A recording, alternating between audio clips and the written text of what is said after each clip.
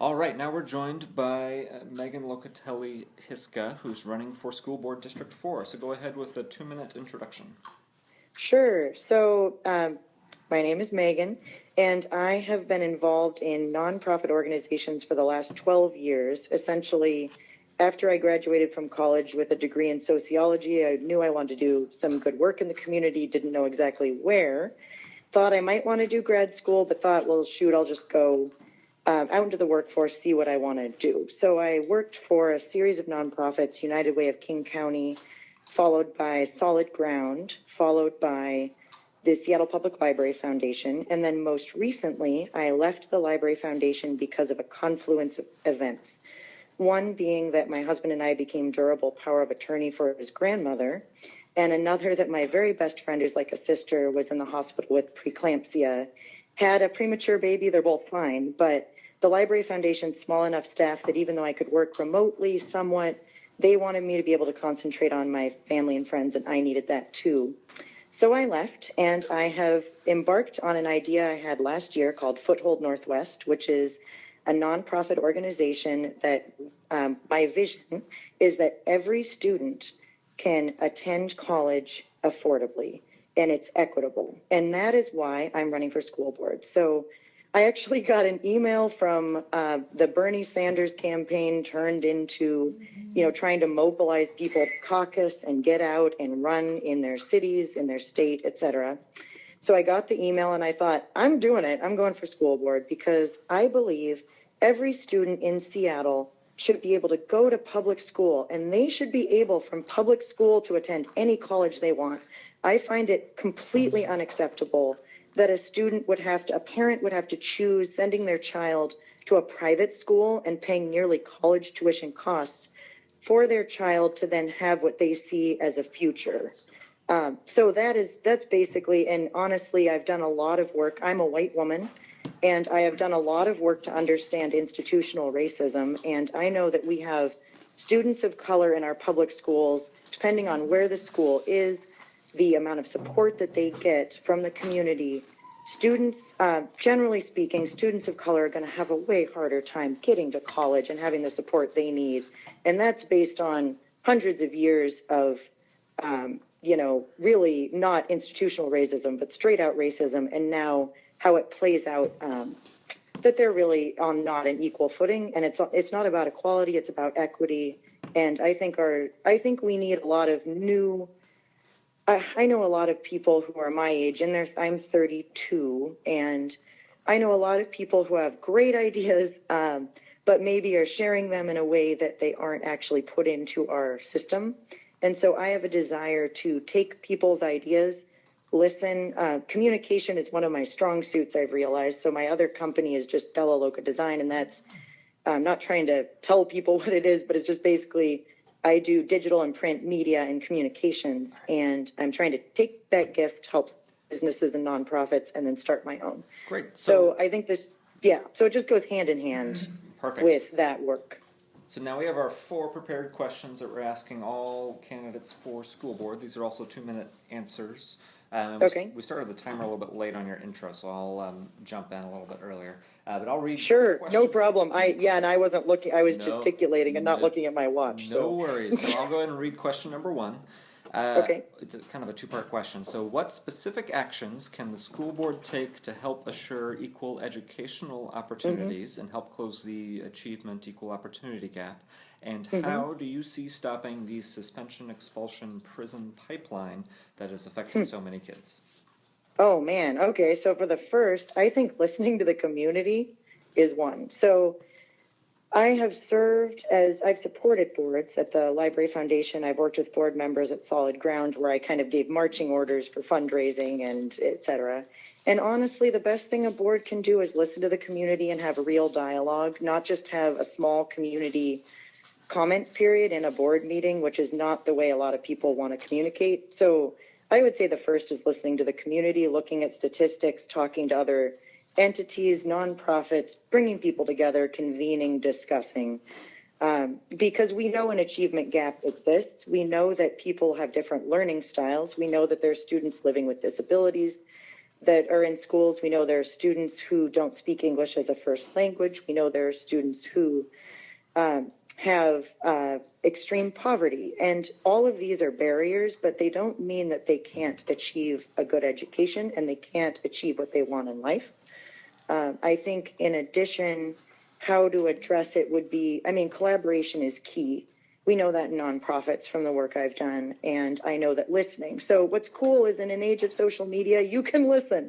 You can get information quickly, and you can find out if what you're doing is not what your constituency wants you to be doing really fast. And that is actually a huge opportunity. And then I think also, so I know that the board has its consistent board meetings. I know there's committees of the board. So I would say as a board member, I would be out there in the community talking to people because that's what you need to do, and you need to listen, and you need to then repeat what you heard, and you need to find people to make it happen. So that would be, I mean, we know thanks to slavery in our country and the years and years and years of impact that if a family, students of color living in South Seattle, if their family couldn't buy a house until late in the 50s, 60s, how are they going to have the same assets of students who are white, like me? Right. My family's firmly middle class. It's completely a different playing field. So anyway, Great. And then I'm probably up with my 2 minutes. You're up with the 2 minutes. Thank you. Okay, yeah. So question number 2. How do you view the role of a school board member in terms of district governance? Do you believe it is the role of a school board member to advocate on behalf of the public with administrative staff? Okay, I might need you to clarify that. And can I just really quickly do the second part of question 1 using like 30 seconds, if I can do it quickly? You've got 120 seconds to do with it as you wish. So prison to school, like school to prison pipeline, that's also get into the community, find out what's happening. There's a reason these kids have issues. And it's not a teacher's job to do social work. So we need social work in the schools, and we need it bad. And we need to fund it, and we need to give a case for funding it. And that would be what I would say about that. And that expulsion, if a kid's if they are expelled, doesn't mean they don't want to learn. We may be not giving them the tools to learn, and it is our failing if we don't do that for kids. So then the second question, so you were saying as far as the board with administration, can you clarify what that means? So we asked the exact same questions of everybody so that people can compare answers, but I'll just read it again. How do you believe? Sure. How do you view the role of a school board member in terms of district governance? Do you believe it is the role of a school board member to advocate on behalf of the public with administrative staff? Oh, sure. I mean, I think your role is to advocate on behalf of the public. Like, you're a public servant. You're not there with, I have my own ideas coming in, but if I'm not open and willing to listen to the public, and if they say, like if they said to me, the principal of such and such school is an issue, or this teacher is teaching anti-racism work and they are getting pushback from an administrator, I would listen. And I think I think usually particular administrators report to a board of directors. And with the school district, if there were direct reports, they would certainly have a 360 review. If they don't already, they should have a 360 review. So that's my personal belief. All right. So should I. So question number 3. What are your priorities, and how do you propose SPS finds the necessary funds to address the classroom infrastructure needs of the district? Please specifically address the needs of Seattle's growing North Downtown population for an elementary school, as well as other neighborhoods in Seattle. So I would say, as far as infrastructure is concerned, we really need to think about the opportunity we have in the companies that are in our community. So Amazon, for example, wasn't very philanthropic. They've now donated space to Fair Start. So look at that and say, we have these high-tech, we have these companies, and we have people eager to get involved. And in fundraising, you ask. If you don't ask, you're not going to get funding. So I think there could be some amazing partnerships, like the library where I worked does fabulous programming with maker workshops, 3D printing, wearables where you can use conductive thread to teach, teaching principles in basically STEM and STEAM. So really, there are organizations out there doing the work. And if we collaborate, and I know the Library Connect collaborated a lot with Seattle Public Schools, but it could be done even more. I think there's a lot of remote work that could be done. I feel that way about higher education as well. We're in an era where students are the internet should be a utility, separate topic. Anyway, the internet should be a utility. If it's at the point where you have to apply for schools, apply for unemployment using the internet is it should be used to its full potential, and kids are super computer comfortable. They can handle it if we give them the tools. So I think it's collaborating with high resource organizations that are interested in getting involved but haven't been asked, and it takes creative thinking. And I think that takes convening creative thinkers from all elements. Like, there are other people running against me that are from the business sector. Those are people that should be at the table.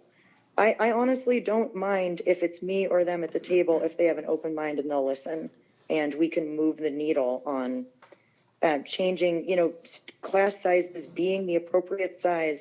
And honestly, I would split children based on the way they learn into classes. And I honestly think there's some radical things you could do. So that may sound radical, but it may be time to rethink if we're at a breaking point. All right, question number 4. What do you think the district's testing policy should be? I think it should be like Harvard. So I was inquiring with Harvard about an MBA program and about their extension school. And they said, if you can do our first 3 classes, you're in. You don't have to take a test. I think standardized testing has its place. I think it's a great place to see how good someone is at a standardized test. There are students who are great at it. I mean, I'm great at it, but there are people who aren't. So really, I think it's all about, like, my organization, Foothold, we're going to meet with people. No one's going to turn in an application to have their student loans, help on their student loans, or with help with finances and figuring out their finances. It's a one-on-one interview with everyone. I understand that takes a lot of initial input effort, but I think what you can get out of truly sitting down with a kid and their parents, like, so parent-teacher conferences, whoever it might be, and really talking through their skills and doing an evaluation. I mean, we're almost at a point where you have to do a social, the counselors, social workers at the schools, teachers. Every kid has dimensions to their personality. They have filters for how they look at the world. They have how they're wired, which, everyone's wired differently. And then they have environmental factors. And if you're not looking at all of that, there's a good chance you're going to miss some amazing potential in kids. So I think standardized testing is not the way to do it. I think it's, it's like everything in moderation, even moderation. A quote from, I think it's Ben Franklin. Could have been Thomas Jefferson or Ben Franklin. They both had great ideas. Nevertheless, moderation. So it's like, use standardized testing when it makes sense. Use specific testing. Listen to teachers, because teachers are on the ground. I think there's so many different constituencies to listen to. So that's how I would answer that one. So now we'll open it up to follow-up questions. These are 1-minute answers. And Robert, would you like to go first? Yeah, my name's Robert. I've been asking the same question of all school board candidates we've been interviewing today. What is your position on charter schools? And if you were elected, would you continue the school board's current policy of refusing to authorize new charter schools in Seattle? Correct. I would not. I think that what we need is a strong public school system where every student can get a good education no matter where they are, and that the amount of money a family has or the ability to move a student around and choose a charter school doesn't, because the more you try to privatize, the more you're going to undermine the education system. And what we need is a strong public education system. And we could have specialty schools, specialty classes kids could go to. But honestly, I am not for charter schools. I think it's an elitist system. I think it's a system that's outdated. I think it's a system that only continues the inequity in our schools. Until every student could choose their school and be bused to the school they want to go to. If a kid's bused across town because, that just to me is inequitable in so many ways. I would no, absolutely no. I would continue with the policy. I wouldn't allow new ones, and I would look at how the others operate, and I would think about what we could do. All right, additional questions in the room? Brittany, do you want to come around and ask? Sorry, we're moving across the room to ask you questions. Sure, I know how that goes. Hi, with my name is conference Brittany. calls. My question is, what place do you see for alternative education methods like Montessori and Waldorf within the Seattle public school system? I think it'd be fabulous to have every type of education, every type of teaching kids on the table for use. Like, I seriously do, because every kid is different. You could probably group into certain groups where, like, I personally, so I'm married. My husband said it's okay to say this, but I am married to a guy who's been labeled as having ADD. As a kid, he was on Ritalin, felt like an automaton, was taken off of it, and as an adult uses mindfulness and just general, techniques to manage the quote unquote symptoms. Honestly, I think it's that people have a difference in how they think consciously and subconsciously. So I am a conscious and subconscious quick thinker. My dad is a conscious and subconscious, slow, deliberate, methodical thinker. So I nicknamed him the Great Blue Heron with my niece, which he was like, that's me. So like the Great Blue Heron and me, I'm naming it the Hummingbird, like we are totally opposite, but we still will get to the same thing. But I was in a reading level way above other kids in my class. I had a reading group that was all my own, just because for me that was a strong suit. But for me, other things weren't. So all right. You can't paint everyone with the same brush, that's for sure. Great. Additional questions in the room? So I have one, and then Clayton will have one right after me. Come on up, Clayton. So, a lot of people filed for school board yesterday. I'm wondering what sort of decision-making process did you go through? When did you first start thinking about running for the school board, and what was it that finally convinced you to jump on it? So what convinced me to do it or what prompted me to do it, it had been something I had been thinking of for several years as far as running for something. I thought about serving on a board because I've closely interacted with several boards, the Solid Ground Board, as well as the Library Foundation and the mayoral appointed board. And so I thought I'd actually reached out to Solid Ground when I'd left and said I wanted to serve on their board, but they did not need me at that. It just didn't work at that juncture.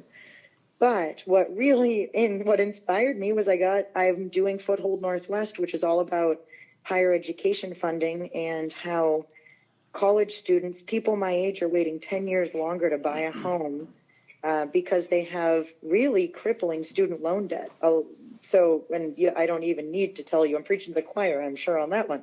So I was inspired because I received an email from our revolution because I had supported and was interested in Bernie Sanders, in Hillary Clinton, in various local candidates. And I like to hear from all sides, honestly. So I received an email saying, because I had thrown my hat in the ring when Bernie Sanders said. And so anyway, I got the email, decided to go for it, because I thought this goes hand in hand with what I want to do. And if I could be someone that could help our community, I'm into it. All right. And our next question is from Clayton. Hi. Hello. I'd like to know what your attitude is with respect to foreign language instruction as a potentially transformational tool in education. Foreign language instruction? Yeah. Oh, I think it's a completely transformational tool. I think foreign language instruction should start when kids are really young and they're more easily adaptable to absorbing language. So I think foreign language instruction, I wasn't able to I took French. I did Spanish in this tiny little unit in elementary school. And then I took French in high school. And I think kids should be able to do some immersive language work when they're really young, because that's when they can sponge it up really easily. And it is transformative because the more you can speak, we are really behind in the United States. People from other languages. My Uber driver spoke Arabic as well as French, the one that I spoke with yesterday. So he speaks English beautifully. So we're really behind. We need to teach, and we need to think about geographically and globally. So Spanish, I don't understand why every student in the United States doesn't know Spanish and French, just based on geographically in the North and in the South. And then honestly, to be a competitive in the global market and to be an open-minded person, it's incredibly important. And so that's part of my statement. I don't think we should cut any of those things that seem unnecessary for traditional education. The thought of not having language is frightening to me, All right. personally. So we are about out of time. If you want to take 30 seconds for a closing statement. Sure. So I would just say that I really believe that we can make changes in our education system that aren't, they may feel uncomfortable to begin with, but with a lot of community input and with a lot of the immigrant communities that come with a wealth of knowledge and methods, that's what makes our country, I mean, this is going to sound really stump speech patriotic, but that's what makes the United States an awesome place to be, is we have a government that was formed that we've been told we can abolish it if it doesn't work. So it's the same with our school system. Let's just look at what's not working and let's get together, talk about how to fix it, and let's do it in a respectful way from all sides. You know, you can be Republican, Democrat, Green Party, Libertarian. We all want our kids to be educated and to be successful. So let's come together to talk about it and do it respectfully. All right. Well, thank you very much for being available today. Thank You're you. welcome.